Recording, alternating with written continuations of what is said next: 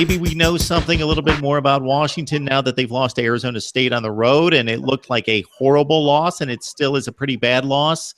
But at the same time, it's as the season unfolds, Tony, and we talked about that last time, we find out a little bit more, and then we see Arizona State goes to Utah, and they win by 20 points. So then we think, well, maybe Arizona State's not that awful. Maybe they're getting better too.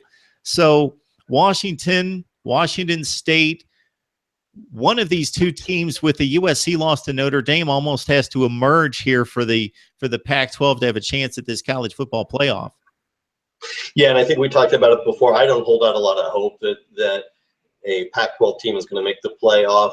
Washington or Washington State, as you said, each with one loss, still sitting on the outside looking in. I think some of the other one-loss teams around the country have a better overall resume than either Washington or Washington State does. Washington's got the one loss, but clearly at some point they have to pay the piper for their out-of-conference schedule being Rutgers, Fresno State, and Montana.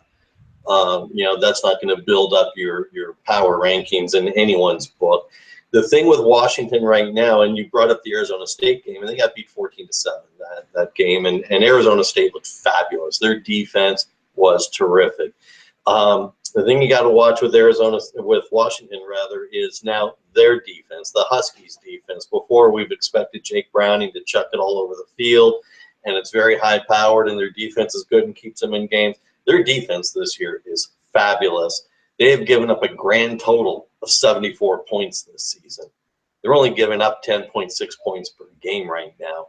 So it is their defense that you really have to watch out for. And, that's going to be the defense that Josh Rosen is looking at.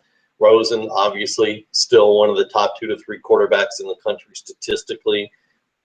He's getting 374 yards a game. He's got his 19 touchdowns. The key with Rosen has become he's got to play mistake-free. He only had around 230 yards passing against Oregon, but he had no interceptions. That part of it was the huge part, no interceptions. He had 3 picks against Arizona, and including the pick 6, and that was the second game in a row he had a pick 6. So he's got 8 interceptions right now. If he can keep the interceptions, the turnovers to an absolute minimum, meaning 0 or 1 in a non-danger part of the field, then I think UCLA is going to be able to be competitive. It's a matter of Rosen moving the team downfield efficiently, and I think that was the word we used last week in the Oregon game. They were efficient. They had over 150 yards rushing. They had the decent passing game, not great, but decent.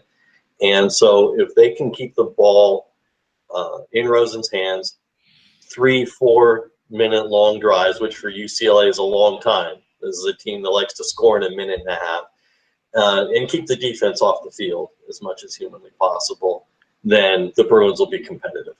If you're like me and try to keep track of the personnel, Ryan Bowen is one to look out for Washington. He leads the team with 8.5 tackles for loss, and actually 4.5 tackles for loss, 3.5 sacks for Bowen.